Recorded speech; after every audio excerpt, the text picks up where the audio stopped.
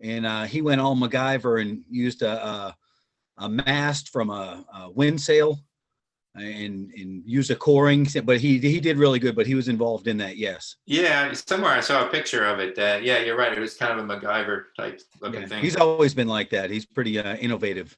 Yep. Resourceful. Okay, so now we have Joe and we have Kevin. We need to wait maybe another minute or two, a couple minutes. Alfred's on. Oh, Alfred's on. Okay, good.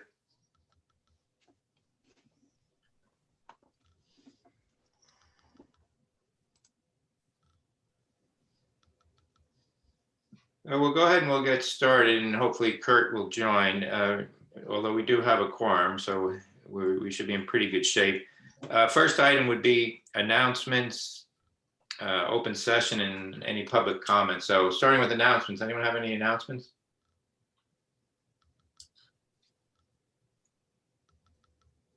Anything for open session other than David introducing himself already? And public comments.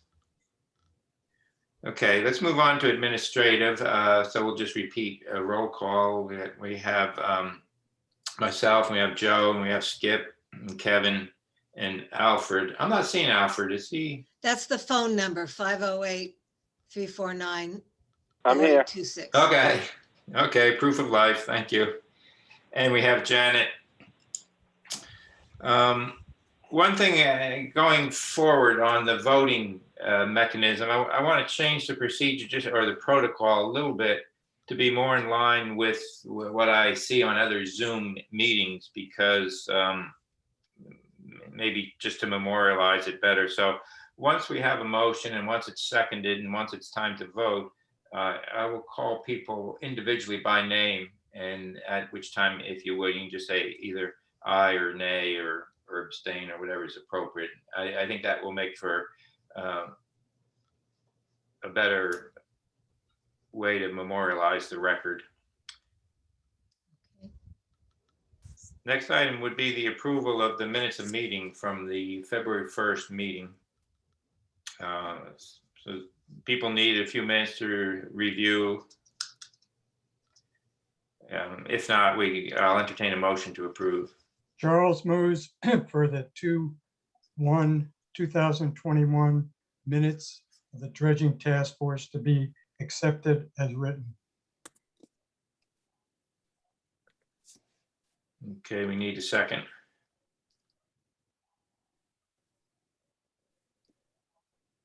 I'll second it. Kevin, thank you. Okay, so this is where we change it. So as I call your name, please vote either aye or nay, starting with Alfred. I approve. Kevin, I approve. Skip, I approve. Joe, Approve. and Chris, I approve. So passes 5-0. Next item, status of the contract for permit assistance, more specifically the lobbyist. And we're struggling with this. Joe, do you have a further update for everyone? Or Well, current status for everyone? We did the presentation to the select board. They unanimously approved the proposal submitted by the lobbyist, as well as his fee, and directed the town administrator to facilitate that process to put it into effect. We did not hear from the town administrator regarding that.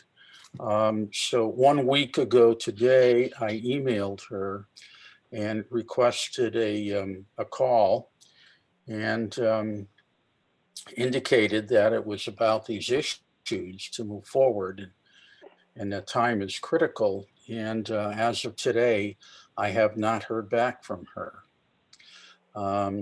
Tomorrow morning, I intend on calling. One of the issues I know is a licensed procurement officer, and that was Travado, who left the TA's position. I had heard that Suzanne Thomas was licensed. So I called her, and she is in fact licensed and is willing to help out. She indicated she's helped out in the past with other issues. And the way it was left was she told me she would need to be contacted with a request from the town administrator. So I'm going to call tomorrow morning and address that with her. In the meantime, the lobbyist is ready to go to work, but needs a signed contract. The RFPs are there and the proper language need to be implemented as soon as possible. And I'm going to address that with her as well. You know, So, Joe, go ahead. I just want to cut in to get things started. Send her an email. I know she's in and out of the office quite often, and an email just may jog her memory that she needs to attend to this and mention that it's time sensitive for the RFP. Well, I did that a week ago and it didn't work. So Oh, you I'm did gonna email call- her? I'm going to Okay. call tomorrow morning. The other matter to report is that we were on the agenda and requested by the Financial Committee to appear this past Wednesday to provide an update, an overview on dredging, as well as a request to fund the lobbyist position. They approved both and agreed to transfer the lobbyist fee from the FinCom Stabilization Fund to the Marina Enterprise Fund so that he could be funded. But now there's a question that has been raised as to whether or not before funding it, that it would have to go out to bid. And in the FinCom meeting, that was raised, and the town administrator said she had delegated that to Will to do the research to see whether or not it would have to go out to bid. And that's how it ended. Okay. So I saw something in my email today that, so everything now, I mean, there's really way more strict than it used to be even 5 years ago, but you know, everything has to go out to bid, but I should try to look for it on my phone. There's some clause or some exception when the person has already done the previous work for us. So I don't want to look for it now on my computer because I'm on my computer, but I will try to forward that to everybody unless Chris knows what I'm talking about. Well, I know what you're talking about in terms there's language in chapter 30B of the procurement rules. I don't know what's in your email unless it's just merely an excerpt, copied and pasted from 30B. I think it is, yeah. So I think it would be helpful if you could send that to everyone on this so that we see either what that current language is. Okay. As I recall, it's essentially a provision if there's no change in rate and or no increase greater than 25% of the previous contract values. So Yeah. yeah, if you would send that out and we can parse through it, it would be great if it's applicable because we're really falling behind, not just on the lobbyists, but as Joe mentioned, on the RFPs. And the status of the RFPs is the next item on the agenda, but Joe essentially already covered it because you know we've had this request, the same request from a week ago with respect to the lobbyist. The RFPs were also there, so it represents the same status. We're kind of dead in the water. Can we just move forward with the grant proposals and applications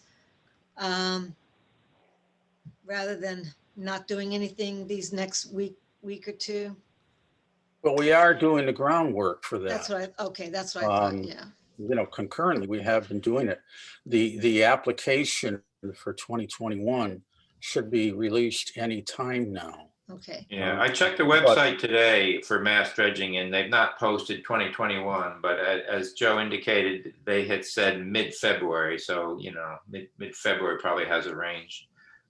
One of the issues, Janet, tied into that is that part of that application is going to have to include a considerable amount of technical data from GEI, and that's contained in the RFPs. mhm. So in order to get GEI working on that to meet that part of the application, those RFPs have to get out. Okay, right, yep.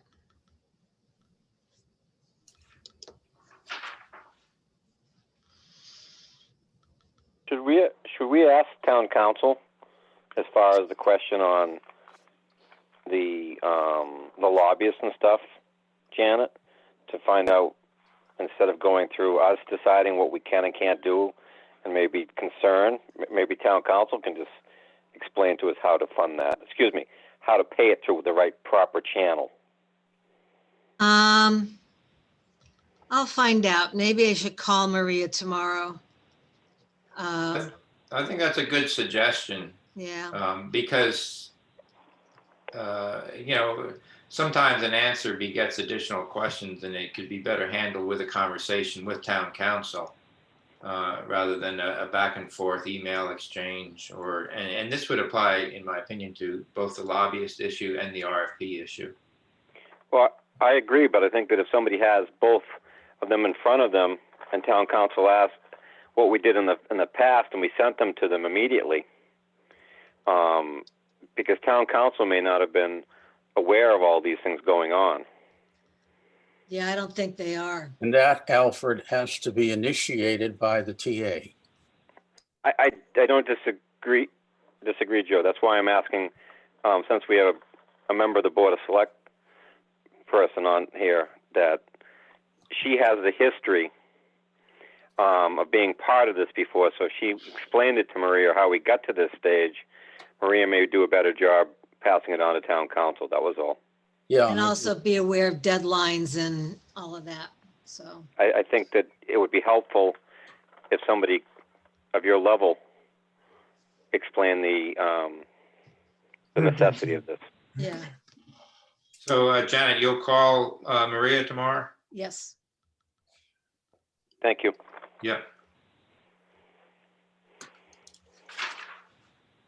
Okay, so I think that covers the RFPs. The next item on the agenda was update on permit activity.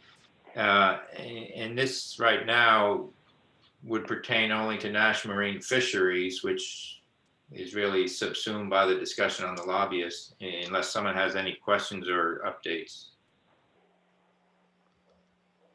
If not, we'll move on to the dredging program grant application. And as we talked about Chris, before you move on, yes. should we not cover our conference meeting with the Army Corps of Engineers regarding permitting? Oh, yeah, yes. Okay. Not a small and insignificant matter, I might add. We had a 1.5-hour conference meeting with the Army Corps of Engineers, new head of their navigation, new head of the division that handles the regulatory matters, and had the opportunity finally to present our case to them. She was on the phone with her lieutenant, 2 GEI engineers, Chris and I, and we went through our entire presentation and provided every reason as to why Area 2 should be considered maintenance dredging of a long time existing mooring field. Okay, so the good part is they allowed us plenty of time to go back and to include everything. The GEI engineers then pitched in with their part, and their support of our position that it is maintenance dredging in an existing mooring field. They talked about not finding what they called a significant abundance of organisms, that there is a low oxygen level in there to maintain life, that if it continued as an active mooring field, there would be no damage done to any living organisms.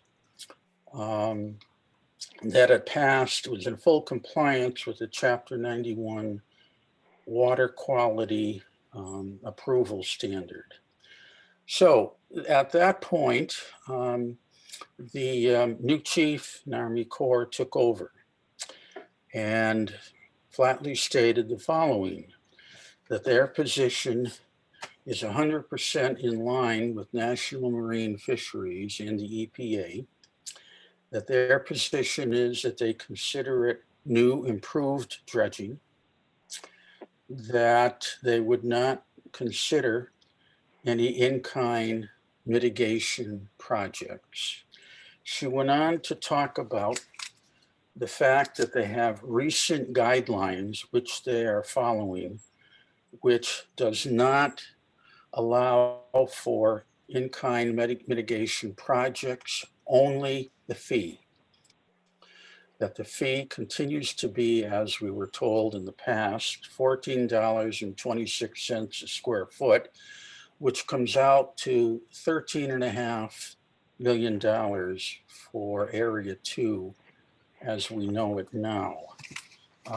She said mitigation sites in the past have not been successful. That's why they're going to the fee.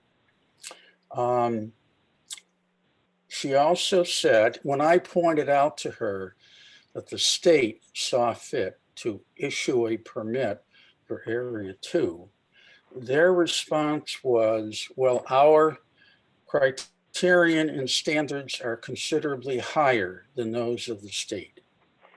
And while they may meet the state standards, they don't meet the federal ones. So we went back and forth, and I elaborated on a little education about Wellfleet being a small town, that 70% of the town is federal property.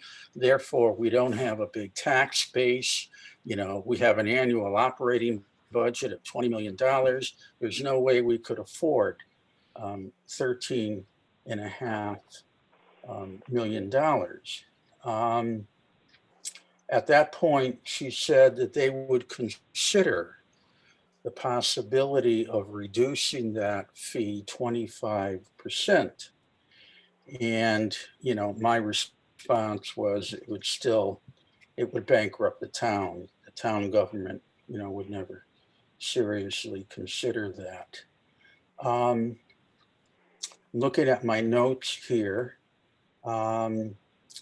the fee that would be paid that they're proposing, they give to agencies like National Marine Fisheries, who then purchase land in other parts of the state for habitat wildlife development. That's how it works. We kept coming back, and she was very firm on that. Said another option that the town might want to consider is reducing the mooring field in size so that the fee would be lower. My response was that mooring field's been there over 100 years. Economically and otherwise, we're dependent upon it as it is, and there's no reason to reduce it. And we went around and around, and they drew a line, and they're standing by it. So I think the bottom line, I think now more than ever, we need our lobbyists in our congressional delegation to go to work, to impress upon them the need to leave the mooring field the size as it is, issue the permit without getting any mitigation fee. Bearing in mind, if they agree to that, they don't get a dime. If they agree to label it maintenance dredging, but if they stick to improved dredging, then they're looking for possibly as much as 75% or 100% of the 13.5 million. I have a few items from, go ahead. Any comments or any questions? Joe, what is this woman's name? Christine Jasek. Jasek. Okay. Thank you. A couple of notes that I had on it.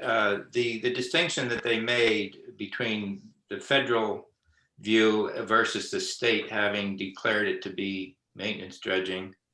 They refer to it as a special aquatic site, meaning the intertidal mudflats. And so the federal regulation is supposedly different on special aquatic sites.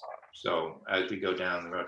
Also at the end, they did come back, not with a great deal of enthusiasm, and acknowledge, well, maybe there could be mitigation, but many of the mitigation scenarios have fairly steep ratios. Like you have to mitigate 3 to 1 in some cases. For other environments, you have to mitigate 20 to 1. Having said that, I still think in parallel as a backup, we should study that trust, high delta trust, because it is 200 acres, and to see if we could make a case out of it if we had to or were able to. For mitigation. For mitigation. Yeah, I'd be floored if they even considered that. They remind me of when Harry and I negotiated for the town with the turtle people, the turtles in the harbor. These people are very smart, they're well-schooled in their area, and they're tough negotiators. And they've drawn a line and they want their money. I'd be amazed if it's worth a try, but I'd be amazed if they're going to look at something retroactively. So, the state owns this area too, right? I don't know if it's 50-50. I know they're supposed to have a 50% obligation, a higher one. I guess that would involve getting our representatives going on it and even GEI, but there is a responsibility for the state to give us some money. Well, Money they for are. what? Well, they are under the state dredging program, but nothing even close to $13.5 million. Yeah, I know. They have a cap of $2.5 million each year, and there's no guarantee you'd even get all of $2.5 million, because their total cap, I think, is in the vicinity of $4.5 million for the entire state. So going back to when I had the consultation with the lobbyist, and I think his remarks are right on at this point in time. When he talked about the head of the Army Corps of Engineers, the Assistant Secretary of the Army, our presidential appointments, they're going to be coming up. Appointments made by the president. He's been in these situations before, and he characterizes those appointees as being politically savvy and a bit beholden to the Congress and the congressional delegation, and more inclined to compromise than are the career people down the ladder. So I think there is some merit to that. That's why we need to crank him up and get it going.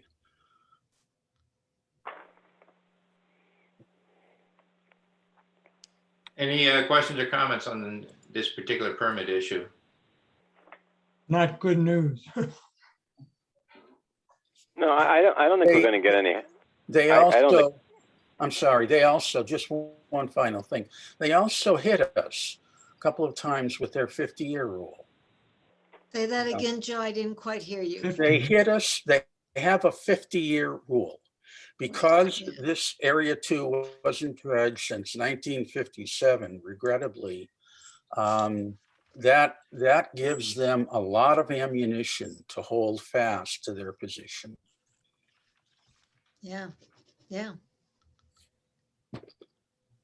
You know, don't forget, because as we in past meetings, we mentioned the way they initially started out was because it was so long ago, they were initially denying that it was a mooring field, that it still is a mooring field. They called it, quote, a beneficial mud flat with living organisms. And, you know, we really raised Cain about that and proved to them that it is an existing mooring field. And then in this hour-and-a-half conference call on the 5th, they started to talk about, you know, our wanting to increase the field. And GEI was with us in this, made it very clear to them that we had no such intention, that we were simply looking to continue this long established mooring field as it always has been. So the higher standards in the 50-year rule are very prominent in their delivery. I still question whether there is a quote 50-year rule. I know in previous conversations people said, oh well, it's been so long, it's been over 50 years, which mathematically is correct, but I'm not convinced there's a quote 50-year rule. What I remember hearing is that after about 30 years they start to look at it closer, vis-a-vis what's happened to the environment. So and also in one of their responses to the GEI report, and I want to say it was about December of 18, I think they weakly acknowledged that it's always been a mooring field, or it's continuous use as a mooring field. So I think the main argument that they pose is about the special aquatic area. Result being the same, they want money. Well, don't they have enough money? So it does sound to me like we need to get Sarah Peak, Julian Scheer, Senator Markey involved. Well, when you're talking about getting them to reduce their demand or hopefully eliminate it, that's done on the federal level.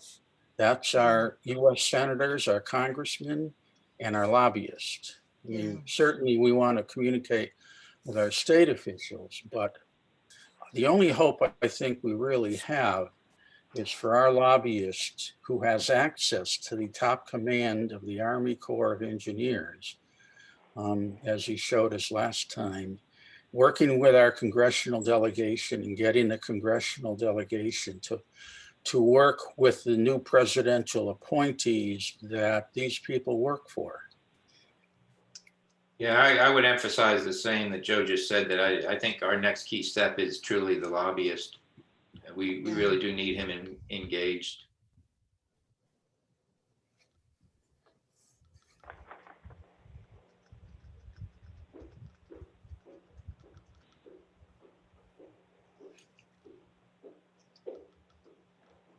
Okay, next item is the Massachusetts dredging program. We touched on it, specifically the need for some GEI involvement, which is wrapped around the RFP issue. In the meantime, the 19-page application was distributed several weeks ago, so that we should be updating and gathering the updated information. So when the 2021 application is available, we'll populate the application. but the need for GEI, aside from some of that content, is the attachments. When we sent it in last year, it was a total of over 100 pages with the attachments, and so we envisioned doing a very similar application this year. So that's why we need to gather our stuff for the application, and we need GEI involvement for the attachments.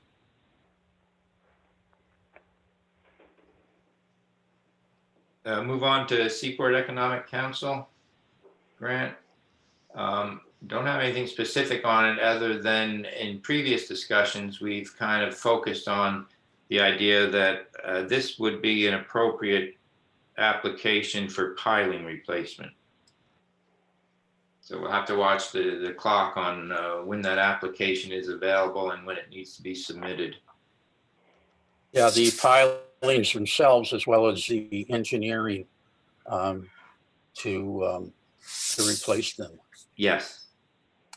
And that's a good segue into the next topic, which is piling replacement. And so, Alfred, if you would, maybe walk us through what you think needs to be done there, the pros and cons of the couple different types of piles, be it diameter, type of wood, whatever. If you could just give us a summary of what we're looking at there, appreciate it.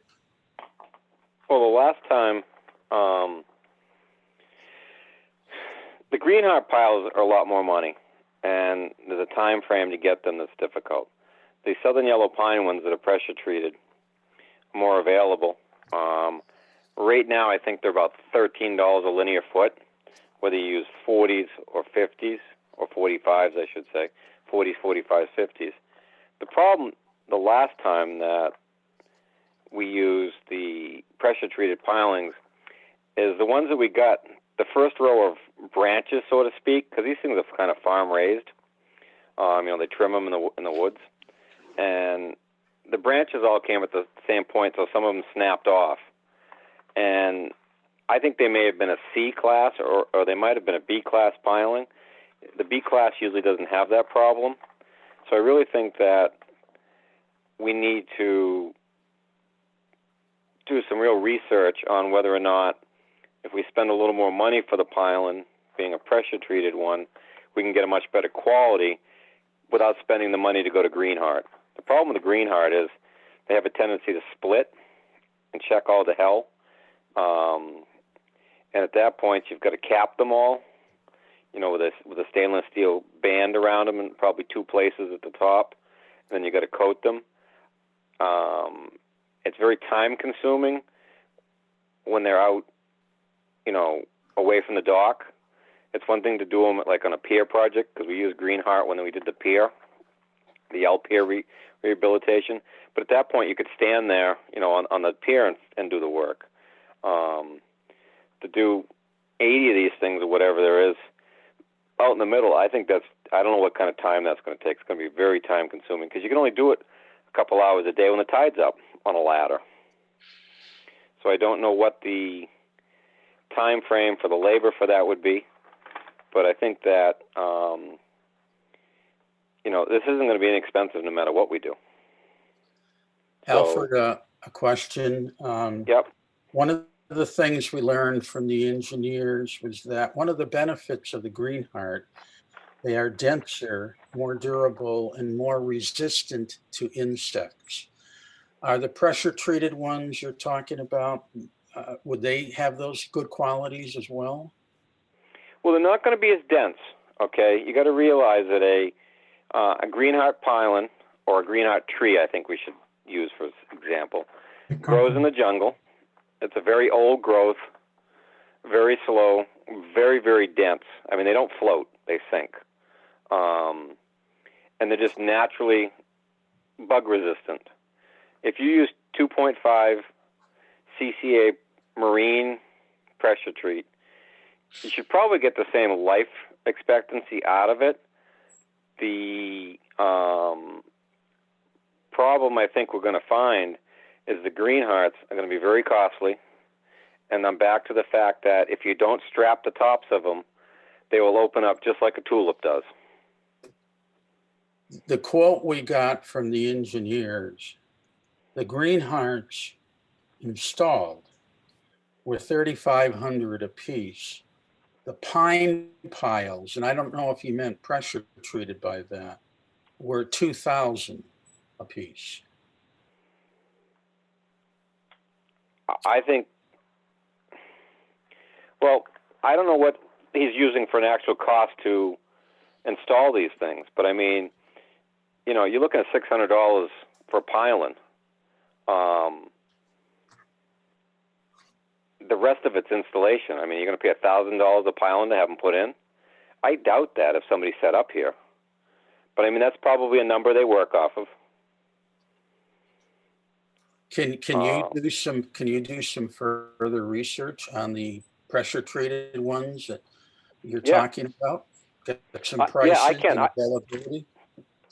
I have no contacts for Greenheart because it is absolutely, and I do mean absolutely, horrifying to work with in a plank form. It bends, it warps. You can't straighten it out. It does what it wants, but it is naturally, you know, rot resistant. I believe that you're going to get the same life expectancy out of well, not the same, but dollars to donuts. You're going to do just as well with the bigger southern yellow pine if you went to the next 5 foot and cut the tip off of it to make sure that you had a bigger diameter. Alfred, what type of diameter do you envision for those? Well, a grade B is like 12 inches, 3 feet from the butt, and I want to say no less than 9 at the top. But it's on a gradient where the taper comes out.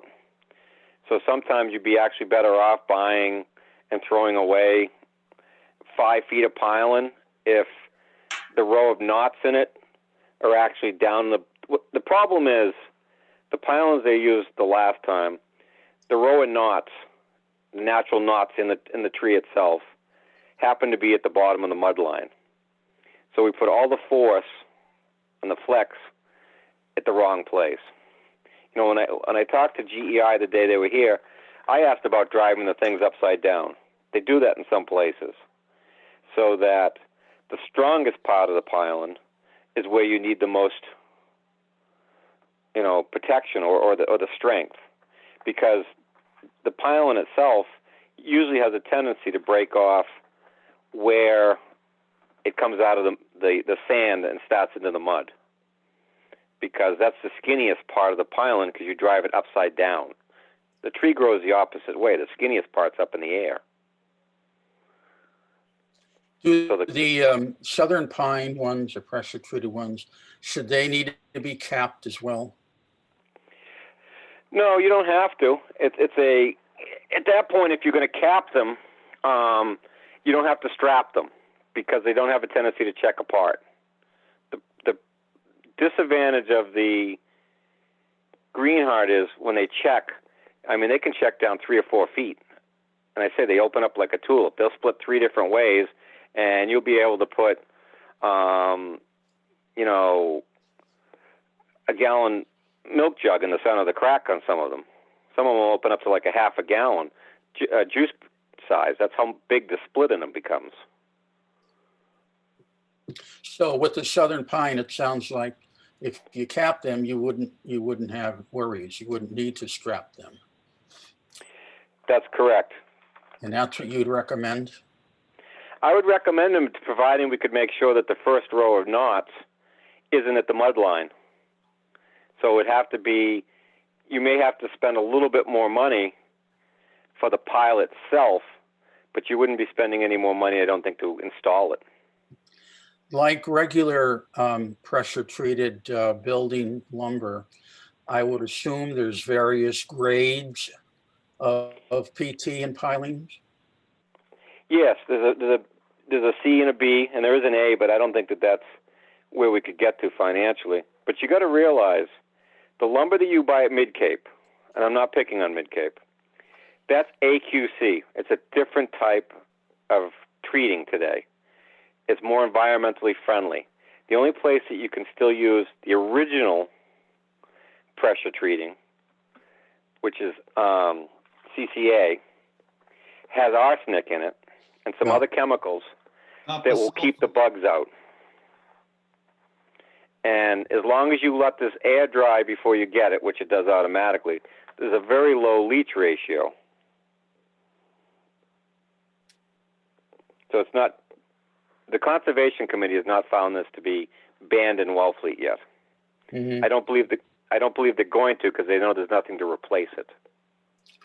Well, the three grades, the A, B, and C you mentioned in the southern pine piles, maybe you could investigate them, the quality and the price for each one?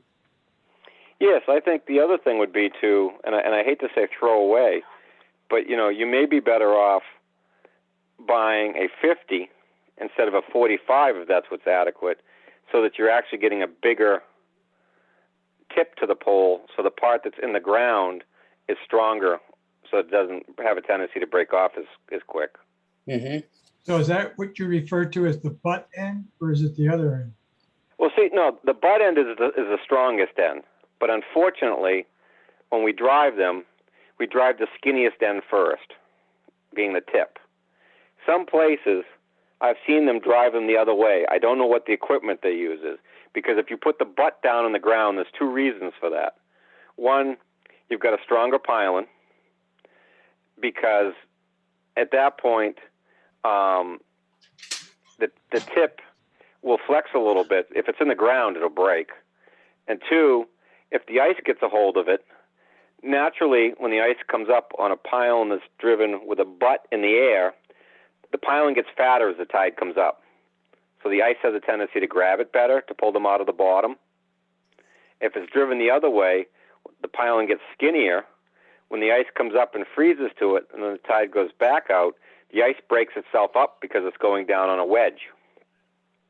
Suppose would we be a situation where we might invite suppliers or somebody that's a contractor that does this to give us some kind of education, not saying anything about whether we hire them or not hire them, but we're Well, investigating? I think the only education I would want to know is what is the difference in driving the piling as the tree grows naturally versus being upside down. Because at that point, you're going to have 3 times the strength out of the same piling. What You think about upside down would be more Okay. desirable than your other suggestion about get them 5 feet longer and cut off the lower 5 feet to get to a stronger section? Which of those you think would be more benefit? More. I think if you could drive the piling the opposite way, you'd be better off. Yeah. Because Because, the like- piling has a taper to it. The tree has a taper to it. Right. Now, the piling in front of my float, for instance, every time we have any decent ice, they pop out of the ground because the ice can grab the taper. As Kevin just said, the taper, what happens is at low tide, it's at the skinniest part of the taper. The ice freezes to it. As it comes up, it becomes a wedge and it picks it up. When they do it the other way, at low tide, it's the biggest part. So as the ice comes up and keeps freezing to the piling gets skinnier. When the ice goes back out, because it's a tapered wedge, as the tide comes down, it breaks the ice up because it can't push the piling into the ground further. But I would like to know if it takes different equipment, or I think it's just going to take a larger hammer, vibratory hammer, to shake the thing in the ground. Yeah. A suggestion, Alfred, 2 things. One, Alfred, you're going to research the 3 levels of the southern pine, the price and quality. But when Chris and I have our weekly call with the GEI engineer, why don't you jump in with us? That's sometime next week and get his read on those issues. I get no problem with that because Joe, if it means that you need, and I'm guessing because I don't know what these are. Let's say you need a 10-ton hammer. you may need a 20-ton hammer to do it the other way. Yeah. And that may not be a big price difference in the equipment. It could be, though. Well, I think, yeah, it's free to pick his brain, you know, Mhm. and it's available. Why not take advantage of it? And I'd really like to have you on that call to pursue that with him. I think we'd come away from that call with hopefully some good information. I got no problem doing that. Yeah, and I'll send you the time and the date and everything. I think it's it's a week from today, isn't it, Chris? Every other week? We moved it to Wednesdays. Yeah, a week from, It's, I'm sorry, a week from Wednesday at 10 o'clock, but I'll email you everything, Alfred. Thank you. What's next, Chris? anything else on piling? Okay, quick look at the action item list, but I think we already know what the critical items are. It's the lobbyists and the RFPs.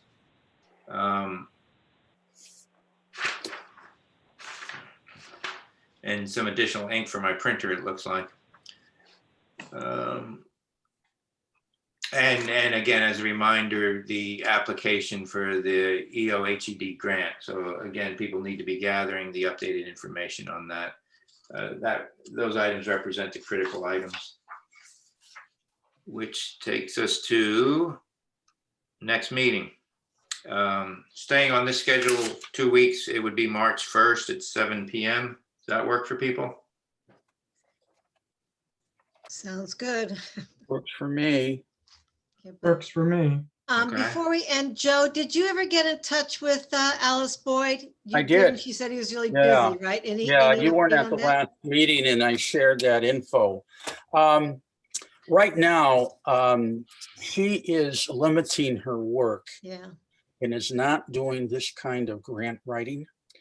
I asked her for a recommendation of somebody she knows she could recommend who does this kind of grant writing, and she could not. She couldn't think of anyone.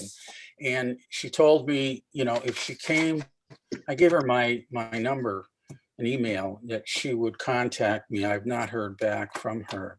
But in the meantime, I think, you know, when Chris and I looked at it, part of it was completed the last time around, okay? And with GEI providing a lot of the technical info, we think we can probably pull it off in-house. Is that how you see it, Chris?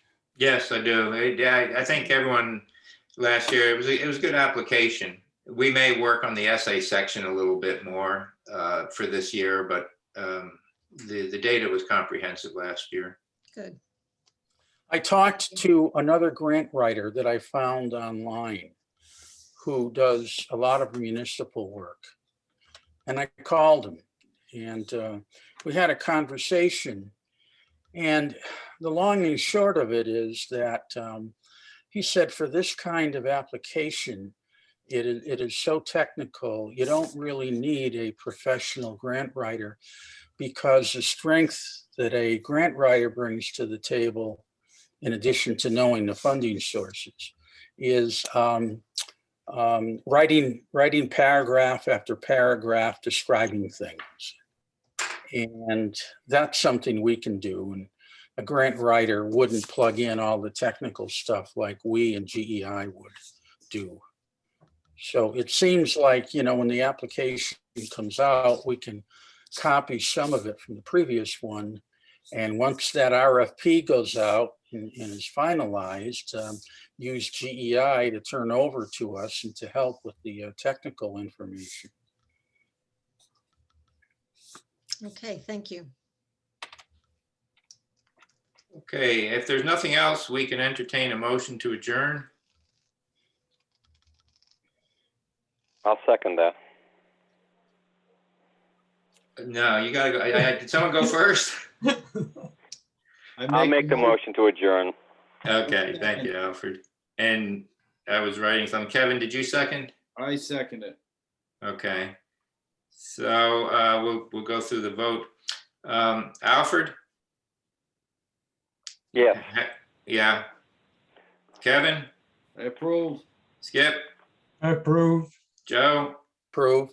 Chris. Okay, 5-0. All right. Thank you, everyone. Thank you, everyone. Thank you. Have a good night. And Yeah, thank you. I'll get in touch with Maria and let you know what happened. Yeah, and ask her to return my call, Janet, would you please? Yeah, Okay, this is budget time. This is a hell of a time. But yeah, yeah, no excuses. Okay, thank you. you're welcome. Thanks. Thank you, guys. Good job.